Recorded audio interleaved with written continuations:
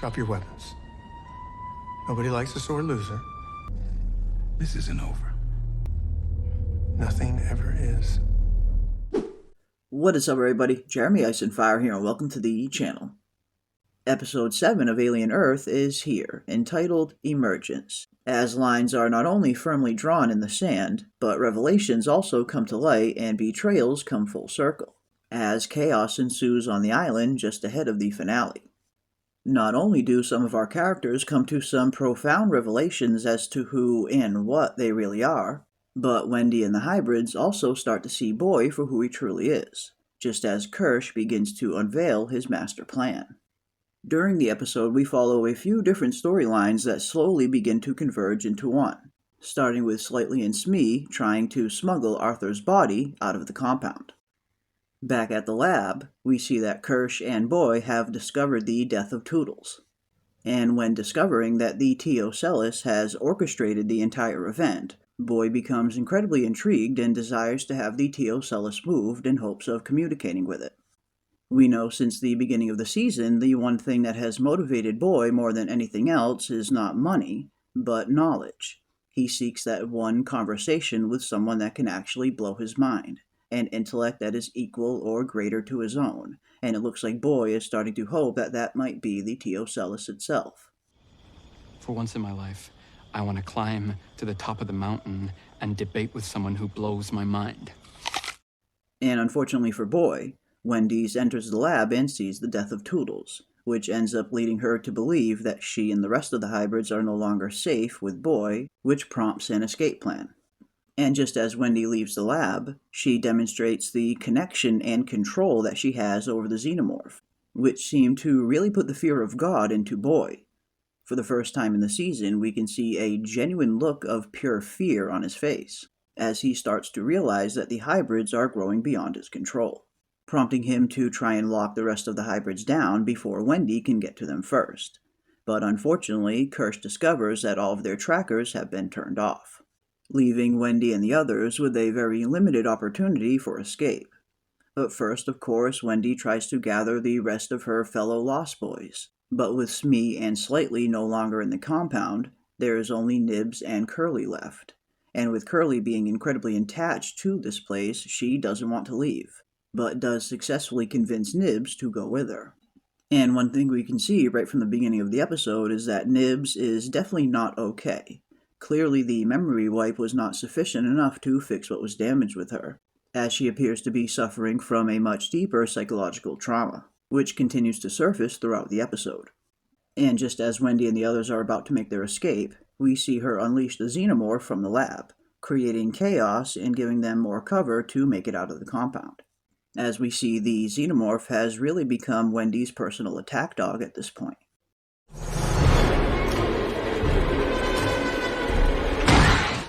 And right around the same time, we see Slightly and Smei continue to make their way outside of the compound, but end up running smack dab into Kersh. But much to their surprise, Kersh not only doesn't stop them, but actually helps them escape, leaving us as the audience to wonder why. Throughout the season, we have seen that Kersh has closely monitored the correspondence between Morrow and Slightly, knowing exactly what they have been doing the entire time, yet he has not made a move to intervene, leaving many fans to wonder if Kersh has his own secret agenda. When first witnessing this scene, I thought Kirsh could potentially be secretly working for Weyland-Yutani, in that maybe his programming and commands have been overridden. But as we see at the end of the episode, Kirsh was simply setting up his master plan. Back in the jungle, however, we see that Wendy, Joe, and Nibs stumble upon the hybrids' former human bodies in a small makeshift graveyard, which was a pretty interesting scene considering the different reactions we have from all three of our characters at witnessing these graves. When Wendy sees her gravestone, it almost appears that it is a symbolic representation of her human life being put to rest, as she continues to embrace her synthetic side more and more.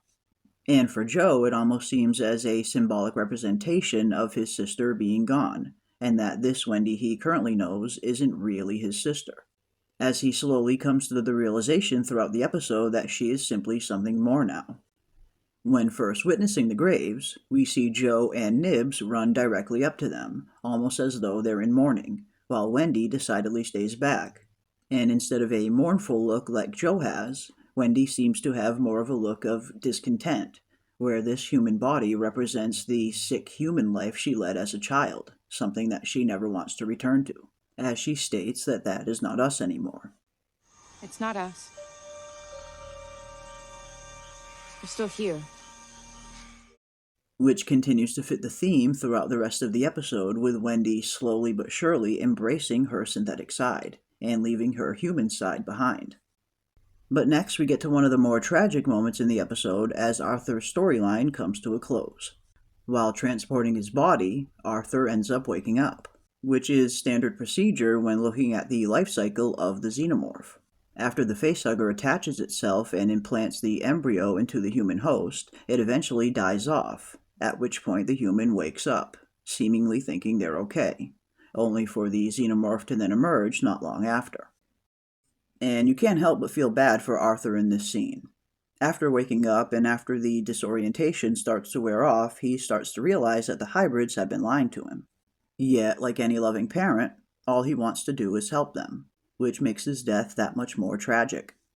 And you definitely feel a little bit bad for Smei in this episode as well, as he feels like he has not only been lied to, but he has just lost one of the only people that actually cares about him, as he only agreed to help Slightly under the condition that he thought Arthur would be okay. While Slightly, on the other hand, seems more concerned with catching the lost xenomorph and continuing to drag Arthur's dead body to the rendezvous point. Which is understandable. At this point, Slightly is thinking a lot more about his human mother than he's thinking about Arthur's safety. But eventually they make it to the rendezvous with Morrow, who of course is less than pleased with Slightly having let the xenomorph get away.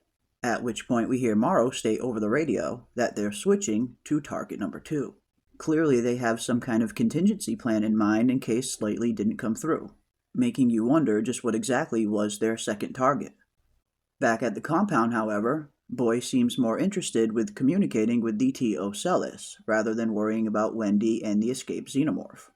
After all, Boy believes that the T. Ocellus might have the one thing he has been searching for this entire time. Something or someone that he can communicate with that has a higher intellect than himself, as Boy seems to seek knowledge more than anything else. And I thought it was very interesting how Boy gave the T. Ocellus a test of sorts to see just how intelligent it could potentially be, by asking it to solve the square root of pi, which the T. Ocellus easily does, making Boy want to speak to it that much more. At which point he hatches a plan to put the T. Ocellus inside a human host in hope of speaking with it, and even states that he has the perfect candidate in mind.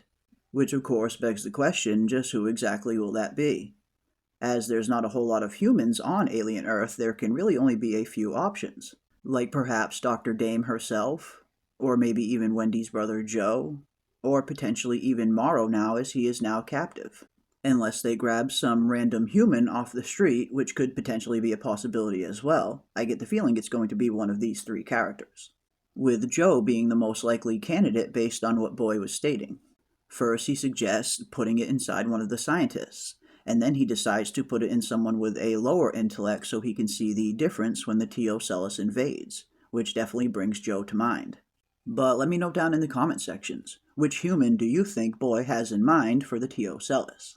But whatever he chooses, I get the feeling that the T. Ocellus's real vessel will end up being Boy himself in the long run, as we've seen quite a few scenes up until this point that foreshadow the T. Ocellus merging with Boy, which could finally give him that one conversation that he has been searching for all this time, just not in the manner that he originally planned. Or could we potentially even see Boy offer himself up as a vessel at one point? Could he be that desperate for knowledge that he ends up sacrificing his own eye to let the T. Ocellus invade in hopes of learning its knowledge? Just as Odin from Norse mythology also sacrificed his eye to gain more knowledge. Or is Boy a little bit too narcissistic to risk himself in this venture? But whatever ends up being the case, I certainly look forward to seeing how this story ends between Boy and the T. Ocellus. Back in the jungle, however, Wendy runs into some Weyland-Yutani soldiers who try to take them captive, at which point we see just how in control of this xenomorph that Wendy really is, as it proceeds to take out the entire squad. And one thing I couldn't help but laugh at during this scene was the smile on Nibs' face when the soldiers were getting torn apart. She certainly seemed to be enjoying it a little bit more than she should have, further pointing to her mental deterioration. And for Joe, it seemed that he was rather horrified at seeing the carnage that Wendy is capable of commanding, as throughout the episode he has been slowly realizing that this isn't quite his sister anymore, and how she seems to be drifting further and further to synthetic and further away from her humanity. But next we get to the culmination of the episode and my favorite scene personally, as Kersh unveils his master plan. Throughout the season, many of us have been wondering why Kirsh is continuing to allow the correspondence between Slightly and Morrow. He has clearly been monitoring them the entire time, yet has done nothing to intervene and stop it. And now we know why, as it seems Kirsh was playing the long game. Knowing that Slightly and Smei will eventually lead him directly to Morrow, he lays a masterful trap for all of them, one that Morrow walks directly into, as they all get taken captive as soon as they enter the compound. Drop your weapons. Nobody likes a sore loser. And I suppose one of my questions still is, what exactly was this second target that Morrow was going to get? If their real backup plan was to storm the castle and retrieve some of the specimens, you would think they would have brought more soldiers, unless Morrow was hoping for a more stealthy approach. But either way, it seems that Kirsh was 10 steps ahead of him. And one thing I really did enjoy is how the showdown between Kirsh and Morrow didn't seem to be a physical match at all, but rather a battle of wits. After seeing the scene between them in the elevator, it certainly foreshadowed that these two were going to come to blows at some point in the season. Yet it appears this battle of wits seemed to be the real fight, unless there is still one more confrontation to be had between Kirsh and Morrow. After all, Morrow did state that this isn't over. This isn't over. Nothing ever is. But at least for the time being, Morrow appears to be on the losing end of this conflict. But next, the episode ends with Wendy, Joe, and Nibs finally arriving at the boat, of which Arthur gave them the code to. But unfortunately for them, they are also walking directly into a trap as well, as Prodigy forces are waiting for them, leading to a nasty confrontation between the two. And during the chaos, it seems that Joe finally comes to the realization that Wendy is not his sister that he knew, and how Wendy and Nibs are a clear danger to humanity, as he proceeds to stun Nibs and knock her out, which of course deeply angers Wendy. At one point we see Wendy try to summon the xenomorph one more time in hopes of helping them, which Joe puts a stop to. After which we see the look of sheer fear on Joe's face when looking up at Wendy and seeing the rage in her eyes. I get the feeling that this moment is going to forever damage the relationship between the two siblings, and Joe is likely going to have a tough time looking at Wendy and seeing his sister from this point forward. And now, with all of the hybrids taken captive along with Morrow, it seems like clear lines are being drawn for the finale. And I'm looking forward to seeing how the rest of this plays out. What exactly is going to happen between Boy and the T.O. Celis, between Kirsh and Morrow, and between Wendy and Joe, and how will these relationships be forever changed going forward? But that is going to do it for our Episode 7 breakdown of Alien Earth, and definitely leave your thoughts and comments down below. And if you enjoyed this video, don't forget to leave a like on your way out, and consider subscribing to stay up to date on all of our upcoming Alien content. And don't forget to come and join us every Tuesday night for our live Alien After Show. And as always, I want to give a big thank you to everybody out there for watching, and a huge thank you to all the channel members, and we will see you on the next one.